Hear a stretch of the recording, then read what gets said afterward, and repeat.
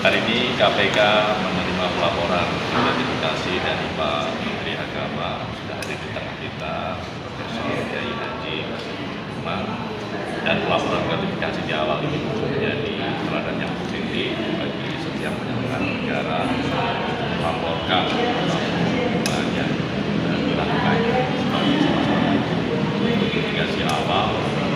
Kita lakukan pencegahan dengan konflik kepentingan yang barangkali ke depan akan muncul.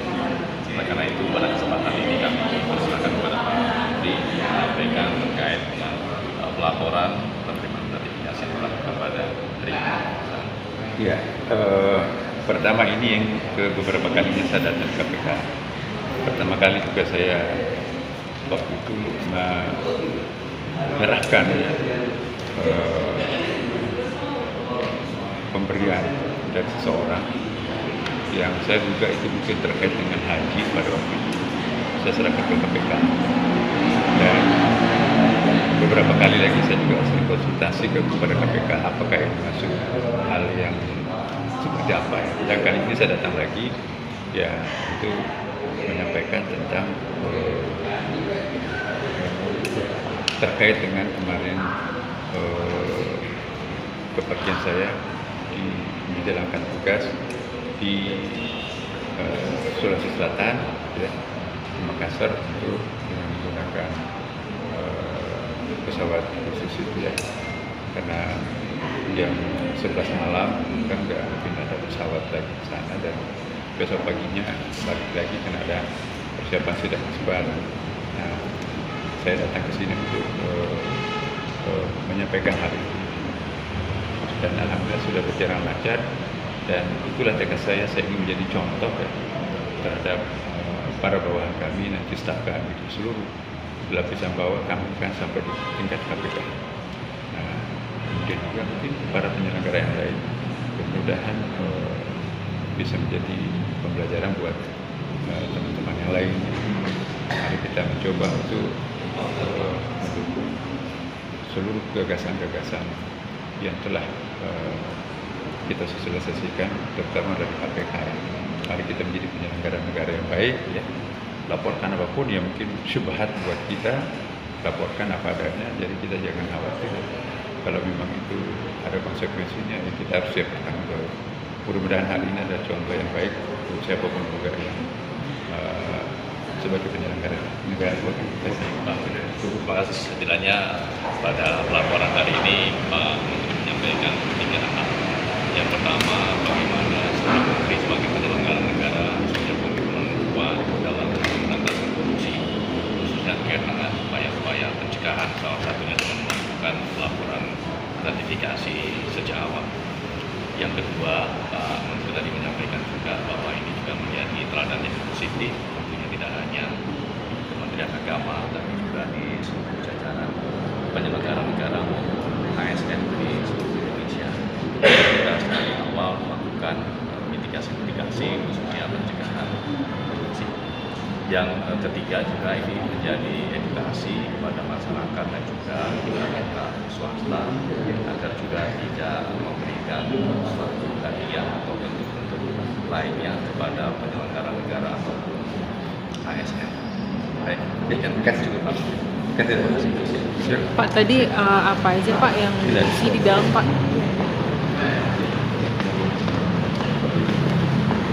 Pak Menteri.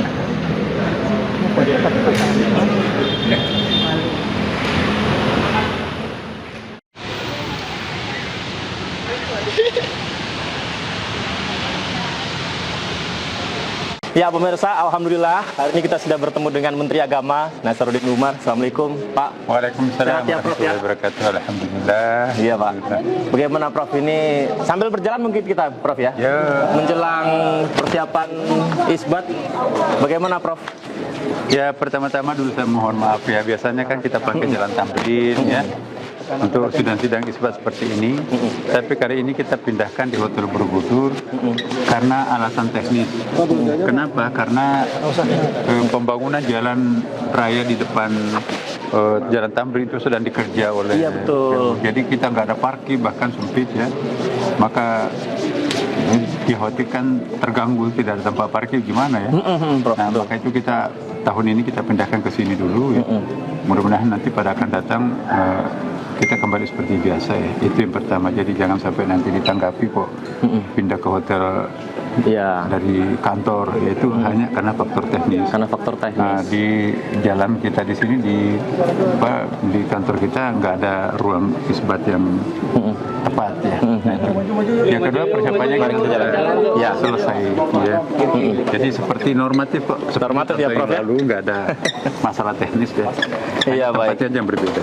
Ini izin Prof, teman-teman ini sangat antusias Prof ya. Kita biasa kalau kita akan isbat Ya. karena menentukan awal puasa masyarakat juga. Wah, ini kapan ya, Rabu atau Ini memang Kamis? sangat penting ini.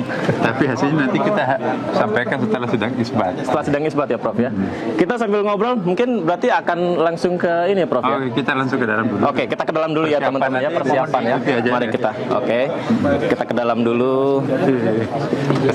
Siap. Oke. Dari media dari Ainis saja Pak, MNC Pak. Ainis, iya. Siap, terima kasih. Baik, jadi kita akan ngobrol eksklusif pemirsa saya bersama Menteri Agama seperti yang disampaikan tadi pemirsa bahwa saat ini dipersiapkan dengan matang supaya juga masyarakat tidak terganggu lalu lintasnya sehingga dipusatkan di Borobudur. Dan seperti kita saksikan saat ini pemirsa Menteri Agama sudah datang untuk memberikan arahan dan juga penetapan in the future. I meet your tentang I'm meeting sidang isbat nanti pemirsa. Egypt last month from Mauritania. Okay, inshallah. Thank you very Baik, much for your Pak Ya. Menak, mohon izin Pak, kita mungkin bisa ngobrol sedikit Pak ya. Ini tentang menjelang sidang isbat nanti. Ada satu yang juga ditanya masyarakat tentang perbedaan metode Pak, yang juga kerap terjadi. Nah ini seperti apa Pak? Jadi dari dulu kan memang ada perbedaan metode, tetapi kalau kita lihat sejarahnya ya, pada awal kemerdekaan kita, zamannya Bung Karno, zamannya Pak Harto, zamannya kemudian Pak Habibie, kemudian Gus Dur, kemudian Pak ya Bu Mega, ya memang selalu kompak ya. Ya. Apa kata pemerintah itu yang diikuti oleh NU dan Muhammadiyah pada waktu itu ya. Tapi belakangan ini ya teman-teman dari Muhammadiyah punya metode khusus yang untuk diaktualkan. Jadi kita juga tidak bisa memaksakan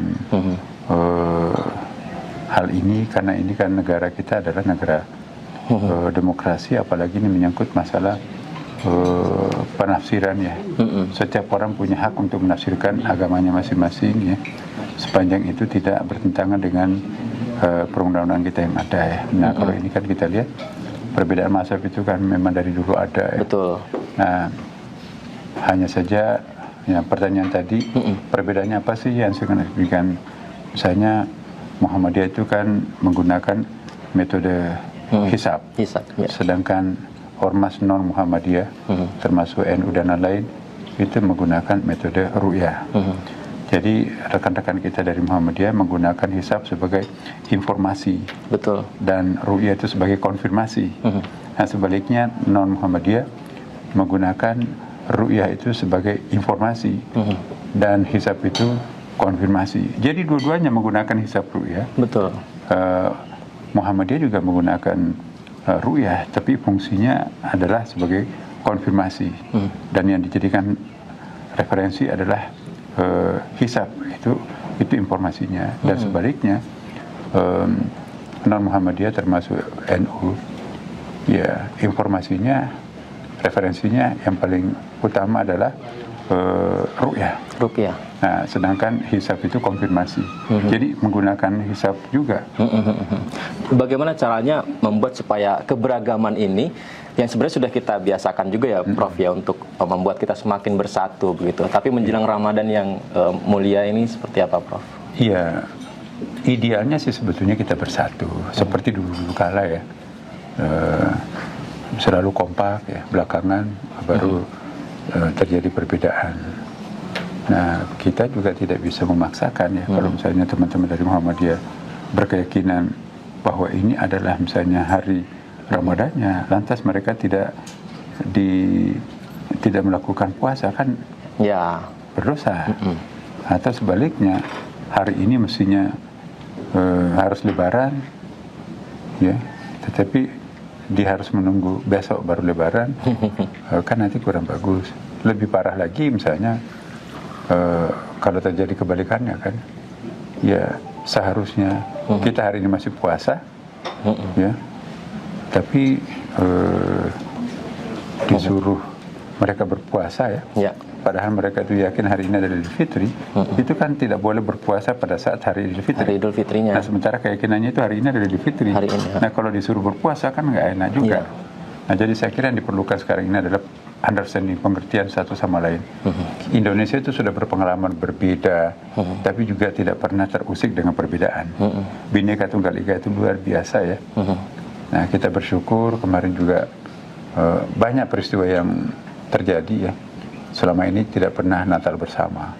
Baru tahun ini kemarin Natal bersama, Katolik, Kristen melakukan Natal bersama, dihadiri Presiden. Selama ini juga tidak pernah bersatu dalam satu acara yang sama, Konghucu dengan non-Konghucu dalam merayakan Imlek. Nah, sekarang ini juga bersatu. Tadi indah sekali, Prof. Suasana Imlek terasa sekali. Ya, ya, itu bagian upaya kita untuk menciptakan suatu kebersamaan. Nah, idealnya juga sih sebetulnya Islam juga kalau bisa bersatu, tapi sekali lagi kita nggak bisa memaksakan. Ya, siapa tahu nanti ada perubahan pandangan. Kita tunggu perkembangan sidangnya nanti. Prof, ada kalender Hijriah Global Tunggal. Menurut Prof, apakah sudah saatnya Indonesia mengikuti kalender Hijriah Global Tunggal? Itu kan menunggu persepakatan.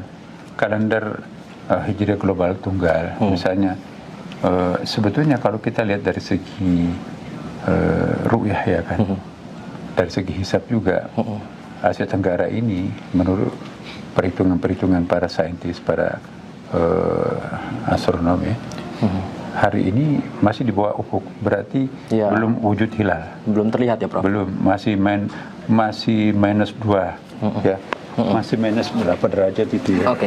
Masih minus 2 derajat 24 menit 42 detik, ya kan. Nah, maksimum di ujung Aceh itu pun juga masih minus 0 derajat 58 menit 47 detik, berarti belum wujud hilal. Nah, kalau misalnya masih menggunakan kalender yang lokal seperti tahun-tahun sebelumnya, kita sepakat tahun ini masih sama, ya. Persoalannya Muhammadiyah sudah menggunakan kalender baru, ya. Nah, maka itu ya kita berbeda. Nanti, tapi siapa tahu nanti ada perubahan, ya, kita kan? nggak tahu, ya, Prof, ya. Itu terpengaruh cuaca atau seperti apa, Prof?